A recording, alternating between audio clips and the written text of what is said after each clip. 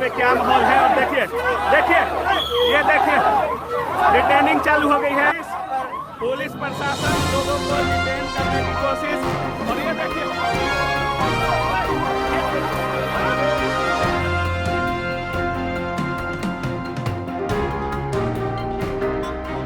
Neetu ma'am को पकड़ लिया है, अपना सर पता नहीं कहाँ है, राकेश सर को रिटर्न कर दिया गया है। कल हम यहाँ पे नहीं थे, उसी चीज़ को देख के आए। हमारे टीचर्स पे ये मतलब विश्व गुरु कहलाने वाले देश में जब गुरुओं पे ही लाठीचार्ज हो रही है, वो भी वो लोग शांति से ही बैठे हुए थे, फिर भी उन पे लाठीचार्ज हो रही है।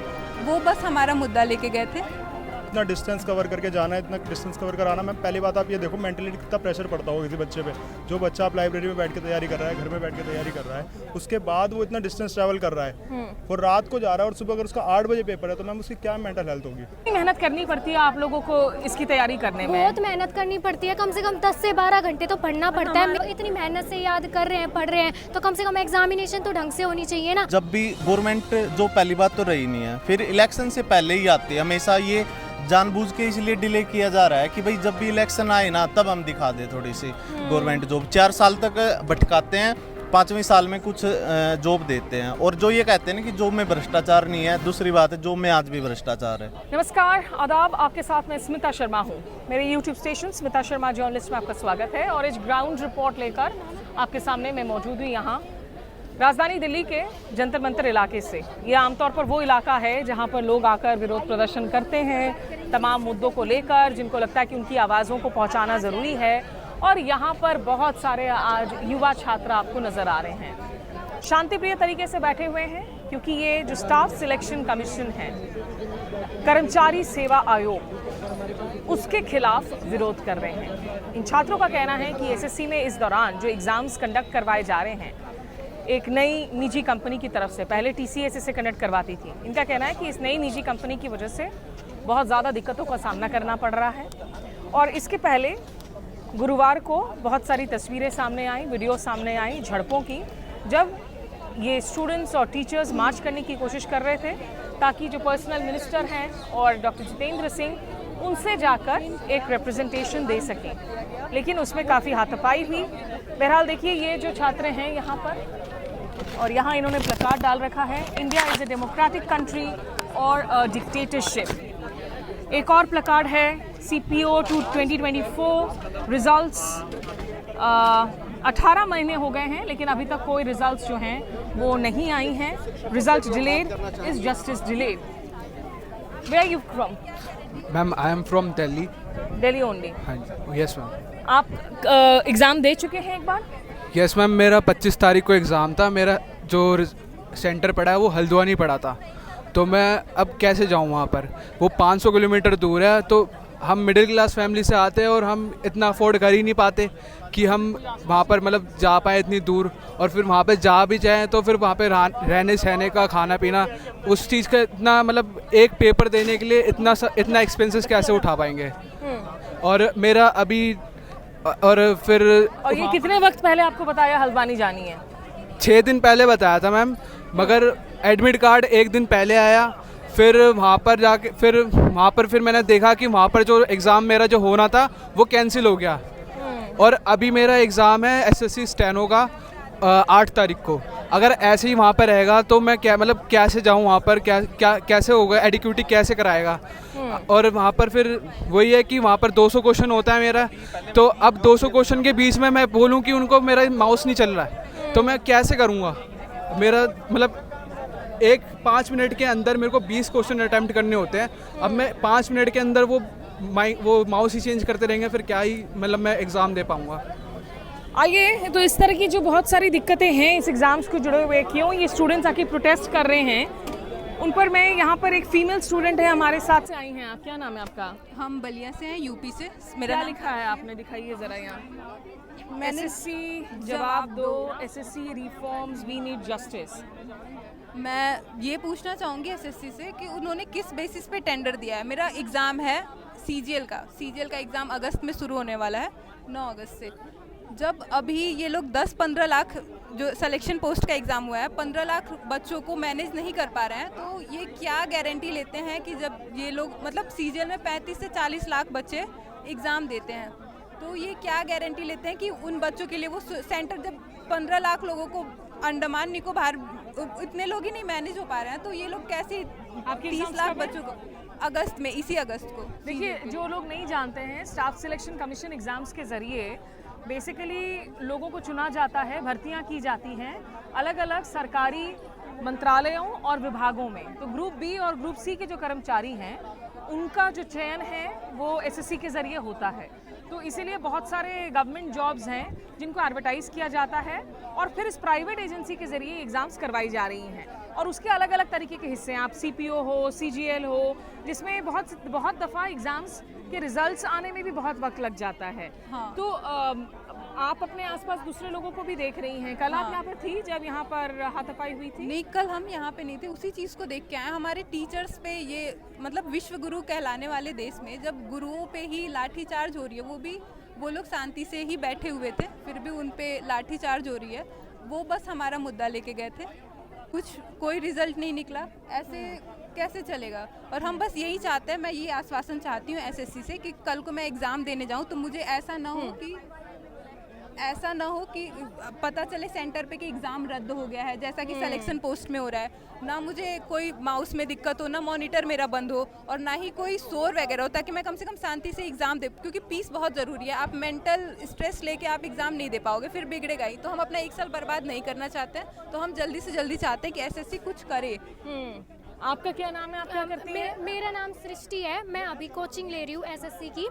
तो मैं जिन बच्चों के साथ गलत हुआ है उनका ही सपोर्ट देने आई हूँ, क्योंकि अगर स्टूडेंट होके हम ही उनके लिए नहीं बोलेंगे जिन बच्चों के साथ गलत हो रहा है, तो और कौन बोलेगा। हमें अब फर्ज है कि हमारा यूनियनिटी दिखाए ताकि हम बोल पाए। कई बच्चे तो डर के मारे इसलिए नहीं बोल पा रहे, उनके खिलाफ एफआईआर हो जा रही है, कोई लाठी बरसा रहा है, ये तो गलत ही बात है ना। अभी ये बताओ, ये जैसे एसएससी के एग्जाम्स के लिए आप दोनों ही बताइए मुझे, कितनी मेहनत करनी पड़ती है आप लोगों को इसकी तैयारी करने में? बहुत मेहनत करनी पड़ती है, कम से कम 10 से 12 घंटे तो पढ़ना पड़ता है मिनिमम। बैकग्राउंड भी नहीं है जीएस वगैरह का। जीएस वगैरह का तो बैकग्राउंड ही नहीं है हमारा। जीएस वगैरह को ये सब छोड़ के स्टैटिक जीके हुआ, वो क्या इतनी मेहनत से याद कर रहे हैं, पढ़ रहे हैं, तो कम से कम एग्जामिनेशन तो ढंग से होनी चाहिए ना। कई बच्चों के पास इतने पैसे भी नहीं है कि वो अफोर्ड कर पाए, इतनी दूर दूर सेंटर सारे, वो कैसे अफोर्ड करेंगे। आपके मम्मी पापा घर में कौन पैसे कमाता है?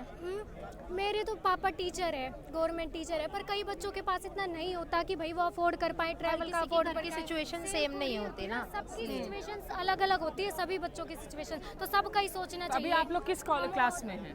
हम कॉलेज में हैं। कॉलेज में हैं? हाँ जी, सेकंड बच्चे से लगते हो। ग्रेजुएशन में हैं। ग्रेजुएशन में हो? मतलब हाँ जी। आप मुझे ये बताओ, आपके फैमिली में क्या करते हैं लोग? एक्चुअली मतलब मम्मी पापा, पेरेंट्स, मेरे पापा आईजी एयरपोर्ट पे है। अच्छा, हाँ जी। तो आप सरकारी नौकरी आप क्यों करना चाह रही हैं? बहुत सारे अभी के जो जेनजी वगैरह हैं वो लोग तो चाहेंगे कि प्राइवेट नौकरियां करें, आप लोग क्यों सरकारी? एसएससी ज़रूरी क्यों है आप लोगों के लिए? एसएससी ज़रूरी हमारे इसलिए क्योंकि हमारा फैमिली बैकग्राउंड इसी से हुआ है। एक्चुअली मेरे मतलब ब्रदर सिस्टर सब इसी चीज़ में है, तो मतलब एक होता है ना ब्लड में ये सब चीज़ें हो, तो जीन्स चलती ही जाती है सब चीज़ों की, तो बस यही है। और बाकी एक होता है गवर्नमेंट के लिए हम अपना चाहते हैं, अपने देश के लिए, अपने देश के प्रति प्यार दिखाना, तो बस इसीलिए हम कर रहे हैं एसएससी की तैयारी और चाहते हैं हम भाई हमारे साथ अच्छा हो, और हम कुछ गलत नहीं चाहते, हम चाहते हैं बस हमें न्याय मिले। और लेकिन प्राइवेट सेक्टर में आपको लगता है जो आपके दोस्त लोग ट्राई कर रहे हैं उनको नौकरियां मिलेंगी? जाना ही नहीं है, हाँ, क्योंकि हम तो गवर्नमेंट जॉब के लिए प्रिपरेशन करें ताकि समाज में अच्छा सुधार ला सके, ऑनेस्टली काम कर सके, जो करप्शन है उसको खत्म कर सके।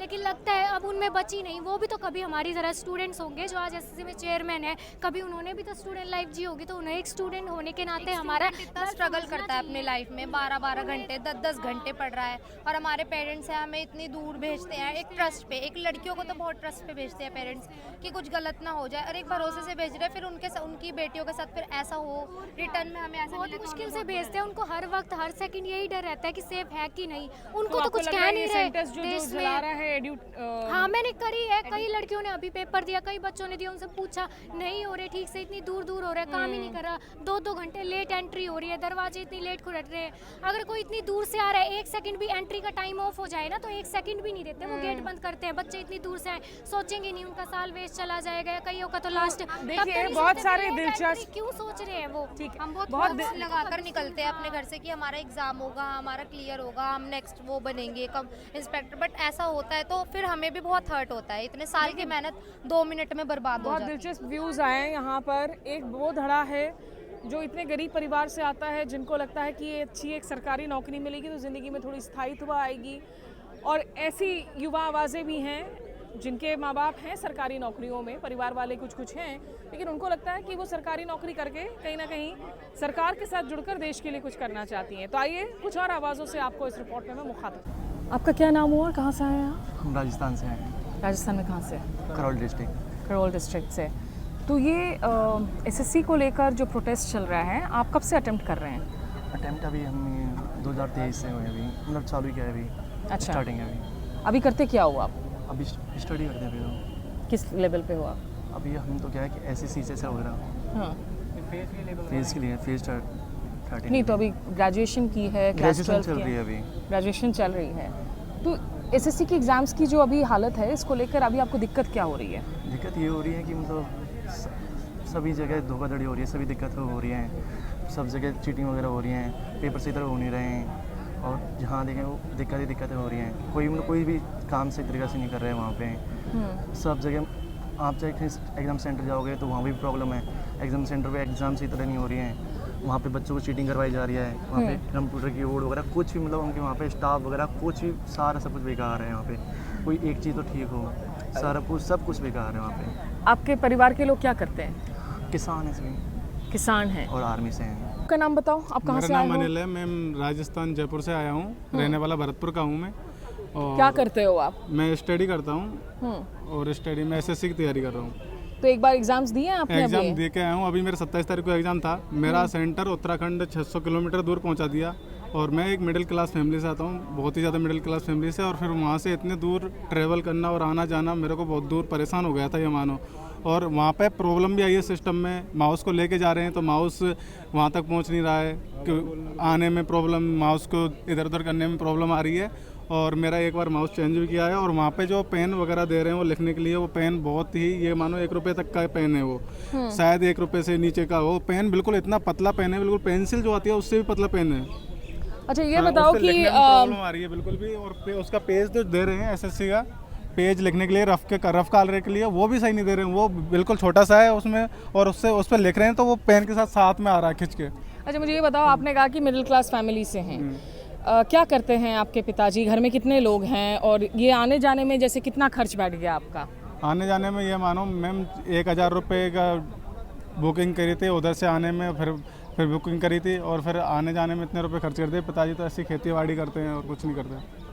तो ये एसएससी क्यों ज़रूरी है आपके लिए? एसएससी क्यों ज़रूरी है? हमारे पास और कोई ऑप्शन नहीं दिख रहा, हमें एसएससी दिख रही है कि वहाँ से हमारे और साथ के और भी बंदे हैं तैयारी कर रहे हैं, वो भी और कुछ सेलेक्ट हो गए हैं, कुछ नहीं हुए हैं, इसलिए एसएससी ज़रूरी है हमारे लिए। आप इधर और फिर क्या नाम है आपका? मेरा नाम हिमांशु सिंह है, मैं दिल्ली से ही आया हूँ। मैंने एसएससी का पेपर दे रखे हैं बहुत सारे, मैंने पहले भी दिया है टीसीएस के टाइम पे, बट मैम इतना तो कभी नहीं हुआ है कि आप पेपर कैंसिल करवा दो, कभी आप इतने इजी पेपर दे दो या कभी कितना हार्ड दे दो। मैम ये तो बिल्कुल नहीं हो सकता, और इतना डिस्टेंस कवर करके जाना, इतना डिस्टेंस कवर कराना। मैम पहली बात आप ये देखो मेंटली कितना प्रेशर पड़ता होगा किसी बच्चे पे, जो बच्चा आप लाइब्रेरी में बैठ के तैयारी कर रहा है, घर में बैठ के तैयारी कर रहा है, उसके बाद वो इतना डिस्टेंस ट्रैवल कर रहा है, वो रात को जा रहा है, और सुबह अगर उसका 8 बजे पेपर है तो मैम उसकी क्या मेंटल हेल्थ होगी? आप क्या करते हैं वैसे? मैम मैं स्टडी करता हूँ, ऑलरेडी मैंने बहुत सारे पेपर दिए हैं, बट मैम ये बहुत बेकार पेपर चल रहा है। एडुकेटिंग हमारे बहुत बेकार पेपर ले रही है, इसमें ना तो कोई सिलेबस है, ना ही आपको कोई पैटर्न है, बिल्कुल फ्रॉड है। और सबसे बड़ी बात क्या है कि अगर बच्चा पेपर देना जा भी रहा है ना, तो आप उसके साथ मारपीट कर रहे हो, आप उसको सेंट्रल अलॉट ऐसी जगह पे कर रहे हो कि जहाँ पे उसको कन्वेंस नहीं मिल रही है। अगर बच्चा जाना भी चाहे तो बिल्कुल नहीं जा सकता। मेरा दिल्ली में रहता हूँ मैं, मेरा आप सेंटर देहरादून दिया है, जिसमें कि 28 को मेरा पेपर था, 27 की रात तक मेरा एडमिट कार्ड नहीं आया है। अच्छा। और आप मेरे से एक्सपेक्ट कर रहे हो कि मैं मॉर्निंग में उठ के 6 बजे देहरादून चला जाऊंगा दिल्ली से, कि 8 बजे मैं पेपर भी दे दूंगा। आपके परिवार वाले क्या करते हैं? मेरे परिवार वाले मैम DTDC में हैं, वो मैनेजर हैं मेरे पापा। मैम उससे लेकिन कोई इफेक्ट नहीं होने वाला। आप चाहे अमीर हो या गरीब हो, अगर आपको सरकारी नौकरी चाहिए तो आपको मेहनत करनी ही पड़ती है, चाहे आप कुछ भी कर लो। कोई आराम से बैठ के करता है, कोई कहीं बैठ के करता है। आपका नाम मुझे ज़रा बताइए, आपका नाम क्या, कहाँ से हैं आप? मेरा नाम राहुल है एंड मैं दिलशाद कॉलोनी से हूँ। मैं यहाँ पे इसीलिए आया हूँ कि जो समस्याएं चली हैं इक्विटी के लेके, बच्चों का फ्यूचर बर्बाद कर रही है यहाँ पे। जितने सारे बच्चे मिडिल क्लास से हैं, जो और बच्चे तो मिडिल क्लास से नीचे के भी हैं, जिनके पास साधन नहीं, जो पैसों के उधार मांग के पेपर देने जा रहे हैं, वहाँ जाके पता चल रहा है कि पेपर कैंसिल हो गया। आपने दिए पेपर? मैंने पेपर नहीं दिया। मैंने फॉर्म भरा था पर डाउनलोड किया था, पर उसमें एडमिट कार्ड में सेंटर नहीं आया। पेपर देने कैसे जाऊँ, कहाँ जाऊँ मैं? अब दोबारा डाउनलोड को अलग अलग सेंटर आ रहे हैं, कहाँ देने जाएँ पेपर? सरकारी नौकरी क्यों चाहिए आज की मिडिल तारीख क्लास और कोई ऑप्शन ही तो नहीं है।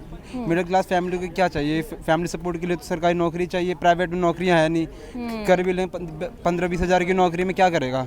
फैमिली चलाना 15 आज टाइम में तो जैसे इकोनॉमी बढ़ रही है, खर्चा बढ़ रहा है, तो 15-20 हज़ार में नहीं होगा गुजारा किसी मिडिल क्लास फैमिली का। तो देखिए ये बात ना हर जगह, और जो क्रिटिक्स हैं वो बड़ी आसानी से कह देते हैं कि क्यों भारत का युवा सरकारी नौकरियों के पीछे भाग रहा है, प्राइवेट सेक्टर की जॉब क्यों नहीं कर पाता है। ज़रा इन आवाज़ों को सुनिए, थोड़ा गौर से सुनिए, क्योंकि ये कोई हैप्पी चॉइस नहीं है लोगों के लिए। उनको लगता है कोविड के दौरान पे जिस तरीके से नौकरियां गए जी, मंत्री के बच्चे तो विदेशों में पढ़ रहे हैं, जो मिडिल क्लास का बच्चा वो कहाँ जाएगा पढ़ने? यहाँ एजुकेशन लोन लेने भी जाओ तो उसमें भी इतने सारे फॉर्म भरवाएंगे, इतने डॉक्यूमेंट वेरिफिकेशन करेंगे, उसमें भी मना कर देते हैं बाद में। और लोन ले भी लो तो उसमें भी सारे इंटरेस्ट इतने सारे दे देंगे, तो इंटरेस्ट भरने में टाइम लग जाएगा। क्या होगा ये लोन? छोटी सी बात बताइए, अगर हम ग्लोबली बात करें तो हम 4th इकोनॉमी में आ रहे हैं, हम है ना मैम, हम 4th ग्लोबल लेवल पे। लेकिन मैम हमारा जो यूथ है वो यहीं खड़ा हुआ है, तो ऐसी इकोनॉमी का हमें क्या कर लेंगे मैम? आप एक बात बताओ मैम छोटी सी, अगर हम एक बहुत नंबर 1 पे भी चले जाएंगे लेकिन हमें रोजगार ही नहीं मिलेगा अपने देश के अंदर, तो हम क्या करेंगे? हमारी एजुकेशन पॉलिसी ऐसी है कि हमें शुरू से ये चीज़ पढ़ाई जाती है कि आप अपना नॉर्मली पढ़ो, कॉलेज करो, उसके बाद आप जॉब करो। लेकिन मैम हम ऐसी क्या स्किल अपनाएं? ना हमें कोई कंप्यूटर की स्किल है हमारे पास ऐसी, ना कोई हमारे पास ऐसा कोई कोर्स है। पर आपने तो दिल्ली में पढ़ाई की है, दिल्ली में भी आपको नहीं मिली है? दिल्ली में भी नहीं पढ़ी होगी मैम, आप गवर्नमेंट स्कूल उठा के देख लो मैम। मैं प्राइवेट में पढ़ा हूँ, लेकिन मैं फिर भी प्राइवेट का लेवल भी एजुकेशन इतना अच्छा नहीं है। आप एनसीईआरटी की बुक्स देखोगे वो भी इतनी सही नहीं है। आप इकोनॉमिक पॉलिसी कुछ भी कर दो हमारे लिए, जब तक आप हमें रोजगार नहीं दे सकते, हम अपने घर में 2 वक्त की रोटी नहीं दे सकते, तो वो क्या करेंगे मैम? ये सबसे ज़रूरी बात जो लोग कह रहे हैं ना, कि एक तो है कि ठीक है आपने एजुकेशन के सर्टिफिकेट्स दे दिए, आपने कह दिया कि लोगों ने 10वीं पढ़ाई कर ली, 12वीं पढ़ाई कर ली, लेकिन उन सर्टिफिकेट्स का एक्चुअल वैल्यू क्या है? और उससे अगर जॉब्स जनरेट हो रही हैं कि नहीं, अगर हो भी रही हैं तो उन जॉब्स की क्वालिटी क्या है, क्या सैलरीज मिल रही हैं? ये सब बहुत अहम सवाल हो जाते हैं। आप कहाँ से आए हैं, आपका नाम बताइए? नाम रोहित मलिक है और मैं हरियाणा से आया हूँ। रोहित, आपने ब्लैक बैंड भी डाल रखी है यहाँ पर आर्म्स में। जो कल हमारे टीचर्स की पिटाई हुई है ना, बेसिकली उसके पूरे देश में ना एक गुस्सा है कि भाई जो टीचर है और डॉक्टर है वो ऐसे होते हैं कि मुसीबत में हमेशा उन्हीं के द्वारा, जैसे शिक्षा से ही चेंज आ सकता है, तो आपने जो शिक्षा के गुरु थे आपने उन्हीं को मारा बेसिकली। आज हमारा पूरा देश है ना अंधभक्ति से भरा हुआ है, मतलब आप एक बेसिक चीज़ शिक्षा नहीं दे रहे। आप सरकारी स्कूलों का आपने हाल देख लो, बिल्कुल बंद होते जा रहे हैं। ठीक है मैम। और दूसरा कि जब भी गवर्नमेंट, जो पहली बात तो रही नहीं है, फिर इलेक्शन से पहले ही आते हैं, हमेशा ये जानबूझ के इसलिए डिले किया जा रहा है कि भाई जब भी इलेक्शन आए ना तब हम दिखा दें थोड़ी सी गवर्नमेंट जॉब। 4 साल तक भटकाते हैं, 5वें साल में कुछ जॉब देते हैं। और जो ये कहते हैं ना कि जॉब में भ्रष्टाचार नहीं है, दूसरी बात है जॉब में आज भी भ्रष्टाचार है। आज भी लोग 15-15 लाख दे के, या जो अमीर आदमी है सिफारिश से है, वो सब चल रहा है मैम। ठीक है, अब आप बच्चों को देख लो, बेसिकली छात्र है ना भविष्य होते हैं। बांग्लादेश में छात्रों ने क्रांति ला दी थी कि भाई जब शेख हसीना ने डेमोक्रेसी पे, राइट टू स्पीच पे, हर चीज़ पे जो जुल्म हो रहा था, तो इस देश में है ना वाकई एक बदलाव की जरूरत है। भाई हम है ना बिल्कुल मर गए हैं, छात्र कोई भविष्य ही नहीं दिख रहा। मैंने मास्टर्स कर ली, बीएड कर ली, कंप्यूटर कोर्स कर लिया, साइंस पढ़ ली, इंटरनेशनल रिलेशंस कर लिया, हर चीज़ कर ली, लेकिन आज बेरोजगारी किस हद तक है। कहाँ आपने कोशिशें की जॉब्स के लिए? किस तरह के जॉब ऑफर्स मिले, कैसी सैलरीज मिली आपको? मैंने तो डी ग्रुप से लेकर ए ग्रुप तक कोशिश करी है, ठीक है, लेकिन हमें निराशा ही मिलती है यार उससे। आप डी ग्रुप में जाओगे ना, वहाँ पर यूपीएससी से भी ज़्यादा वो है, क्योंकि 5-5, 10-10 साल से बच्चे बैठे हुए हैं, दिन रात लगे हुए हैं। आप जितनी नीचे वाली जॉब है ना उस पर ज़्यादा कंपटीशन मिलेगा, तो वो है ही नहीं कि भाई जाए तो जाए काम। हम बच्चे तो ये जैसे जो बहुत सारे लोग जो बार बार सवाल उठा रहे हैं कि ये भाई लेजी वो लोग हैं जो लोग सरकारी नौकरियों के लिए तलाश कर रहे हैं, वो प्राइवेट में नहीं आ रहे हैं। अपॉर्चुनिटीज चाहिए हर तरीके के। हमें खुद का बिजनेस करना है, सरकार दे 10 लाख रुपए बिना ब्याज के देती है? नहीं देती। तो उन्होंने तो ये स्किल इंडिया वगैरह जो खोल रखा है वो सब कभी अप्लाई किया है? हमने हर चीज़ देखी है, वो सिर्फ नाम मात्र है। आप कंप्यूटर का कोर्स 3 महीने का, मैंने वहाँ पे जाके देखा था कि एक बार नाम लिखवा दो 3 महीने बाद आ जाना। स्टेट लेवल था, सेंटर लेवल? ये स्टेट लेवल पे देखा है मैंने। तो वहाँ पे ऐसे कुछ स्किल्स नहीं है। स्किल्स है ना बच्चों को पहले है ना, आप सबका एक बेसिक चीज़ है एजुकेशन तो दो, तभी तो वो करेगा। अब अनपढ़ को एकदम कह दोगे कंप्यूटर सीख ले, वो कैसे करेगा? पहले उसका जो 15-20 साल है उसको जॉब, वो एक अच्छी शिक्षा तो दो। आप क्या करते हैं अभी?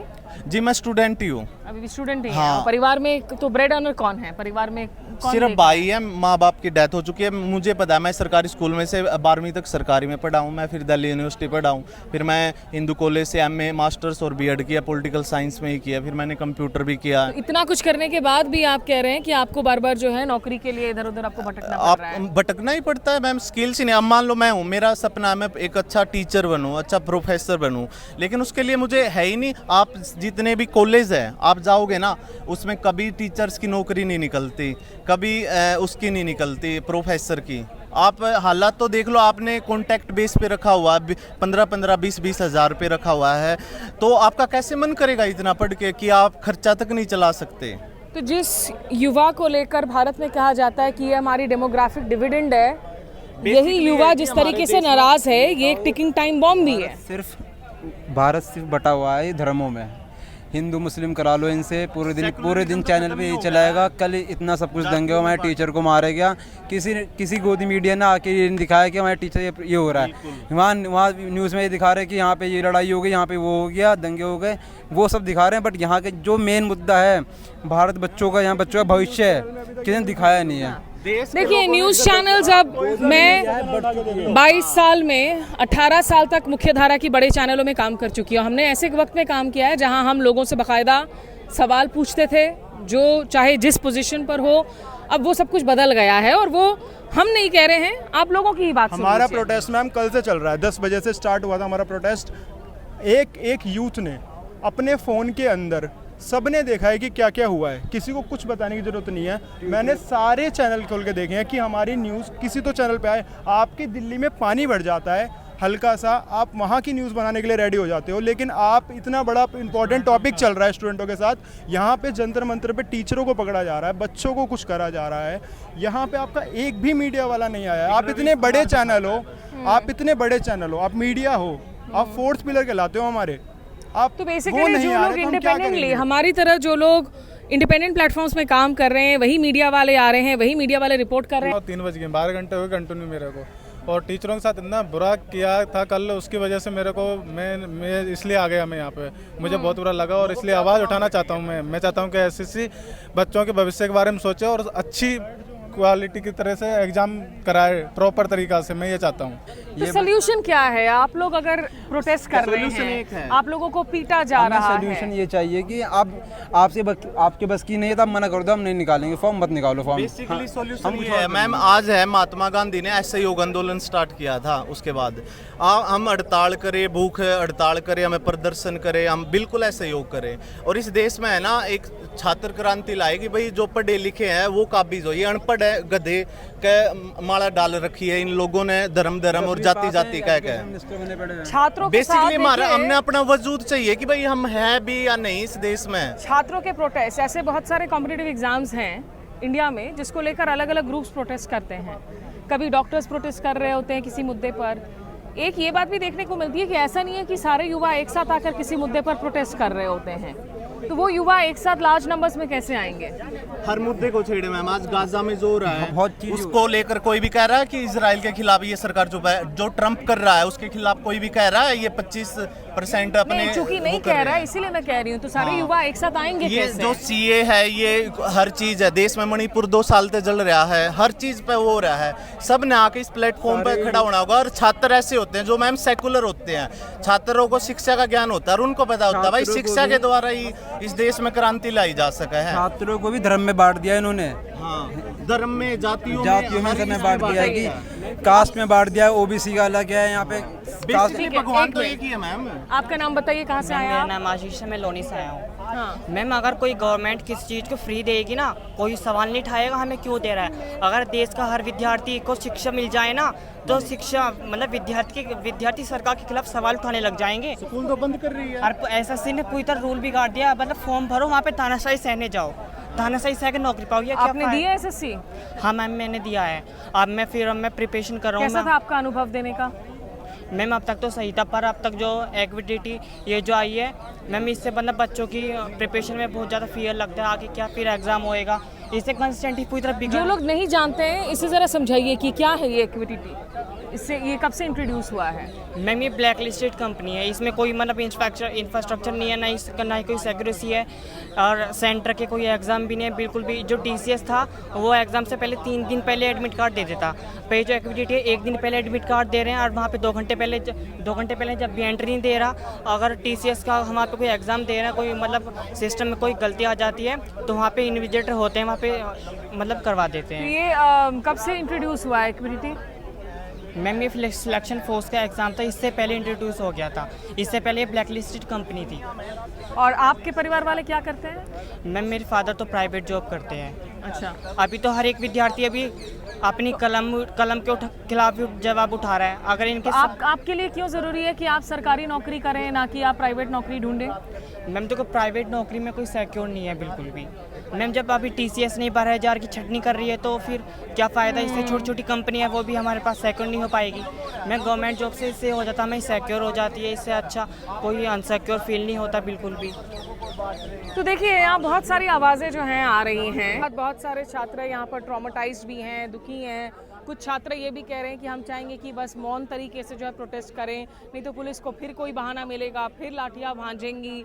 और जो है ये कह रहे हैं कि हमारी शांतिपूर्ण प्रोटेस्ट्स हैं, क्यों इस तरीके से रिएक्शंस हो रही हैं? सरकार की तरफ से कुछ सुधार नहीं होता है, लेकिन लाठियाँ ज़रूर भांज दी जाती हैं, फोर्स का इस्तेमाल ज़रूर कर दिया जाता है। मेरा नाम अरुण कुमार है। अरुण जी, आप कहाँ से आए हैं? मैं दिल्ली से ही रहता हूँ, दिल्ली में ही हम पढ़ाते हैं। सबसे पहले तो ये बताइए कि कल रीजंस क्या थी जिस तरह की रिएक्शंस हुई? आपको लगता है कोई औचित्य था जो टीचर्स के खिलाफ लाठियाँ चली? मैम रीज़न कुछ ऐसा, हम जब DOPT मंत्री श्री जितेंद्र सिंह से मिलने DOPT भवन जा रहे थे, तो जब हम सारे टीचर्स इकट्ठा हुए और वहाँ बंगला साहिब गुरुद्वारे के उधर, वहाँ पे हमें पुलिस वालों ने रोका और उन्होंने कहा कि सर पहली बात तो आपके पास परमिशन नहीं है, दूसरी बात पार्लियामेंट का सेशन चल रहा है, आप इस तरीके से भीड़ में नहीं जा सकते। तो हमने कहा कि ठीक है, हम लोग नहीं जाएंगे, कोई भी 2 या 4 टीचर्स हम में से चूज़ कर लीजिए जो आपको लगे और हम इनको भेज देते हैं। तो उन्होंने कहा कि इस बात के लिए भी हम एग्री नहीं हो सकते क्योंकि हमारे पास ऐसे कोई ऑर्डर्स नहीं है, पहले आप मिलने के लिए समय लेकर आइए, उसके बाद अगर आपको समय मिलता है तो आप जाइए। तो हमने कहा जब हम जाएंगे नहीं तो हमें समय मिलेगा कैसे? इसी बात पर थोड़ा सा टकराव हुआ। इसी बात पर टीचर्स ने कहा कि हम आगे जाएंगे, या तो आप हम में से कोई 2 टीचर्स को भेज दीजिए या टीचर्स आगे जाएंगे।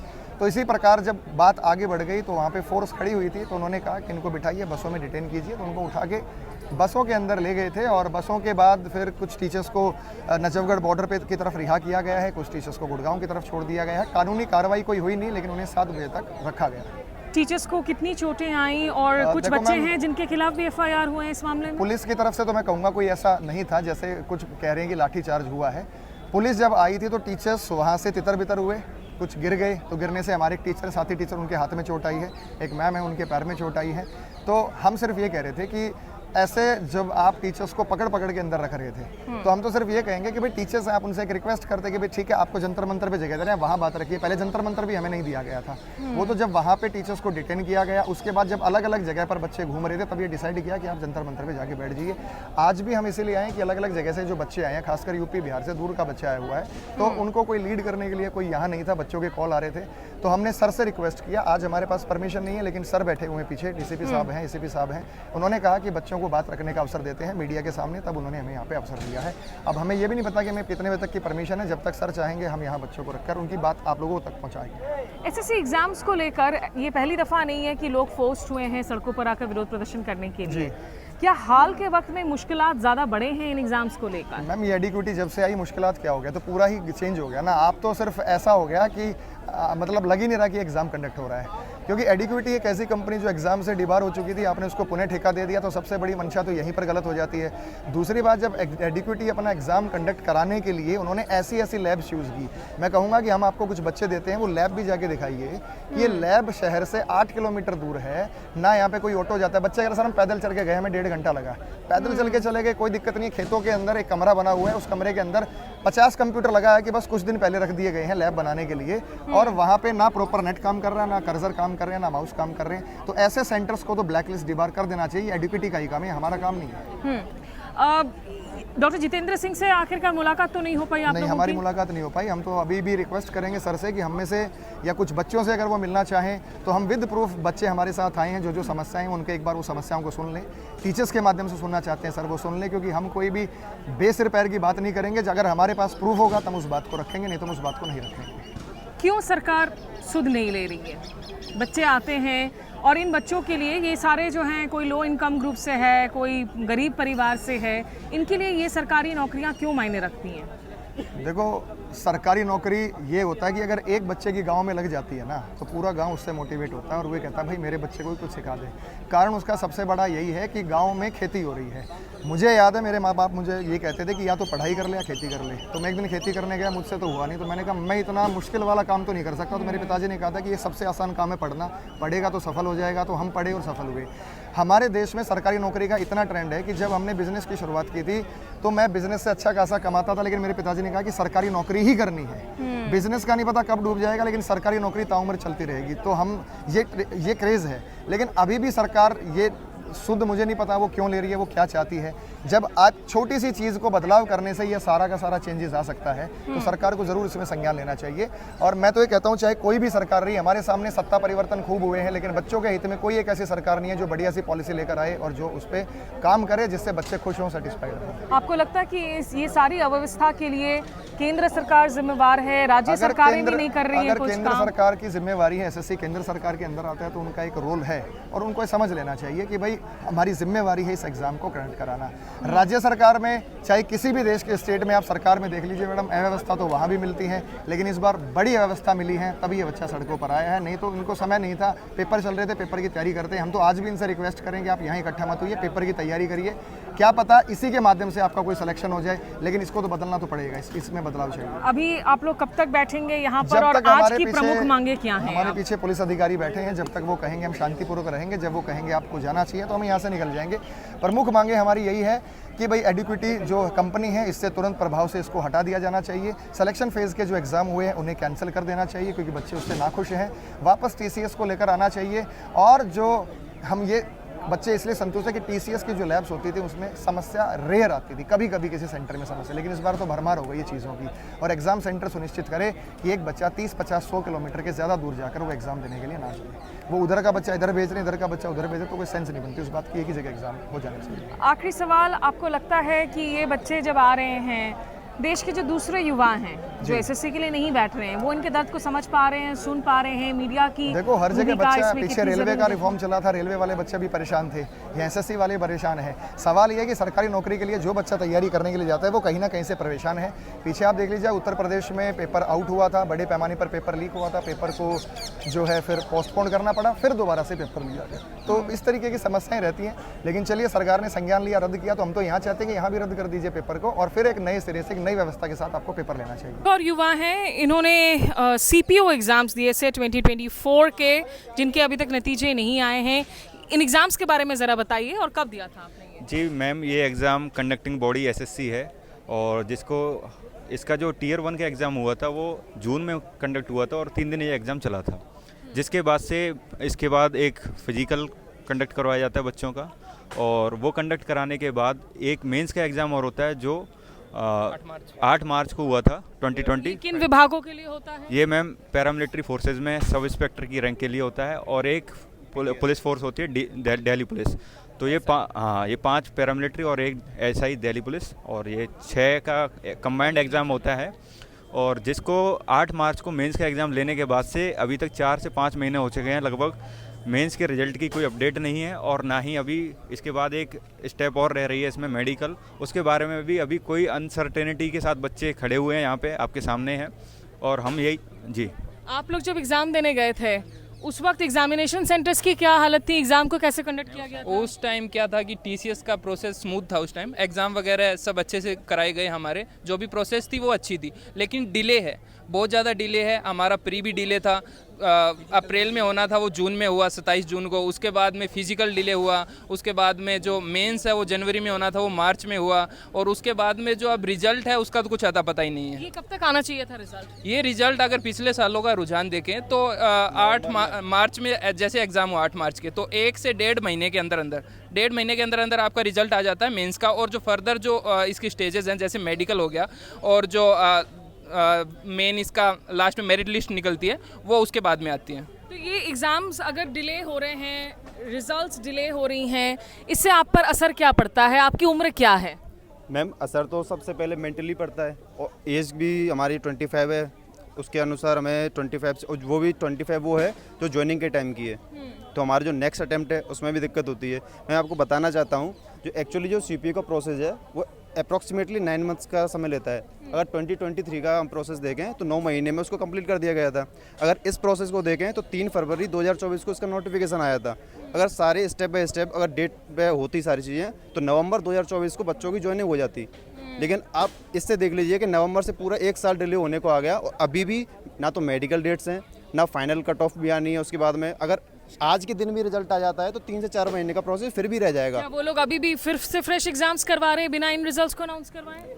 मैं उसकी वजह से जुलाई में 2025 को नोटिफिकेशन आना था, वो भी नहीं आया, उसको भी डिले कर दिया गया है। उससे हमारा एक जो नेक्स्ट अटेम्प्ट है वो भी जाएगा, क्योंकि एज काउंट करेंगे उसके अकॉर्डिंग, तो वो भी डिले हो जाएगा। अच्छा ये बताइए कि आपका पारिवारिक जो बैकग्राउंड है वो क्या है, क्या करते हैं? सभी गांव के रहने वाले हैं, किसी के पिताजी किसान हैं, किसी के प्राइवेट टीचर हैं, तो वो मुश्किल से जो है अपनी पाई जुटा के जो है हमें तैयारी करवा रहे हैं, हमारी शिक्षा को पूरा किया है। तो हमारा कोई ऐसा रिच बैकग्राउंड नहीं है। अगर रिच बैकग्राउंड होता तो हम गवर्नमेंट की प्रिपरेशन नहीं करते, हमारा भी कोई बिजनेस होता तो यहाँ नहीं खड़े होते, हमारी जो मांगे उनको नहीं उठाते। हम इस एग्ज़ाम की लास्ट स्टेज पे हैं और हमें इतना मेंटली टॉर्चर किया जा रहा है कि हमें SSC चेयरमैन मिलने से ही मना कर दिया गया है कि SSC के कोई भी स्टूडेंट नहीं मिलेंगे। वो चेयरमैन SSC के हैं, SSC के स्टूडेंट से नहीं मिलेंगे तो वो फूड कॉरपोरेशन से थोड़ी मिलेंगे। तो वो मतलब चाह क्या रहे हैं, हमारे साथ ही ऐसा क्यों कर रहे हैं? और ये बताइए आप कहाँ से हैं? मैम मैं जयपुर से हूँ, और मतलब मैं कल ये सरकारी नौकरियाँ क्यों ज़रूरी हैं आप लोगों के लिए? मैम हमारी मतलब शुरू से पढ़ाई की है तो इसी बैकग्राउंड में हम आगे जा सकते हैं, हमारे इसके अलावा कोई ऑप्शन भी नहीं होता हमारे पास, तो यही रीज़न है। और अभी अगर रिजल्ट आता भी है तो इसके बाद में अभी 3 महीने और मतलब 3-4 महीने का प्रोसेस अभी बाकी है, तो ये मतलब 2 साल पूरे हो जाएंगे अगर इसको कंप्लीट करते हैं तो पूरा। आप यहाँ पर इस प्रोटेस्ट में आज क्यों जुड़े? मैम मैं कल भी यहीं था।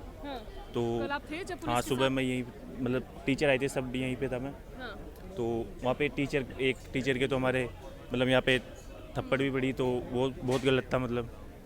ठीक है, तो चलिए देखिए कुछ वो स्टूडेंट्स हैं जिन्होंने कुछ एग्ज़ाम्स दिए हैं, रिजल्ट्स नहीं आए, कुछ वो है जो एग्ज़ाम्स देने वाले हैं, और कुछ वो स्टूडेंट्स हैं जो सिर्फ सॉलिडारिटी में आकर खड़े हुए हैं इन दूसरे छात्रों के साथ, क्योंकि उन्हें लगता है कि आज अगर इनके साथ हो रहा है तो कल उनके साथ भी जो है कुछ गलत हो सकता है। अलग अलग आवाज़ें जो हैं मैं आप लोगों तक पहुँचा रही हूँ, और बहुत ज़रूरी हो जाता है ये समझना कि इन युवाओं को आखिर क्यों सरकारी नौकरियाँ चाहिए, क्योंकि ऐसा नहीं है कि ये निजी नौकरियों की तलाश नहीं कर रहे हैं, कोशिशें कर रहे हैं, कहीं मिलती नहीं हैं, कहीं उस हिसाब से सैलरीज नहीं आती हैं, और जॉब इनसिक्योरिटी एक बहुत बड़ा फैक्टर है। जिस देश में 1.4 बिलियन की हम आबादी की बात करते हैं और एवरेज एज ग्रुप जो है हमारा इट्स अ यंग कंट्री, उसमें नौकरियों को लेकर एक तरीके की गारंटी हो, सुरक्षा हो, कुछ स्थायित्व हो, ये मानसिक रूप से भी जो है इन स्टूडेंट्स के लिए, परिवार वालों के लिए काफ़ी ज़रूरी हो जाता है जो दूर दराज के गांव से आ रहे हैं। और जैसा प्रोफेसर साहब ने कहा कि गांव में जैसा हम कहते हैं ना कि किसी एक बच्चे की अगर सेना में नौकरी लग जाए तो पूरे गांव का कहीं ना कहीं एक राइज देखने को मिलता है, वैसे ही अगर एक सरकारी नौकरी लग जाए तो उन्हें लगता है कि गांव में दूसरे भी जो बच्चे हैं वो उससे इंस्पायर्ड होंगे और गांव का नाम भी जो है वो ऊंचा होगा। बहरहाल इन बातों को सोचिएगा ज़रा कि आखिर क्यों ये स्टूडेंट्स बार बार सड़क पर आने के लिए मजबूर हो रहे हैं, किसी ना किसी एग्ज़ाम को लेकर, किसी ना किसी कॉम्पिटिटिव एग्ज़ाम को लेकर, कभी पेपर लीक को लेकर, कभी उस परीक्षा को करवाने के तरीके को लेकर, तो कभी एग्ज़ाम्स तो करवा दी जाती हैं लेकिन लंबे वक्त बाद भी नतीजे नहीं आते हैं जब तक कि कोई चुनाव नज़दीक ना हो, दस्तक ना दे रही हो। दिल्ली के जंतर मंतर से मैं स्मिता शर्मा, हमारे साथ जुड़ने के लिए बहुत शुक्रिया, नमस्कार, आदाब। सांस लेने को भाई, 300 को सांस लेने को यार। है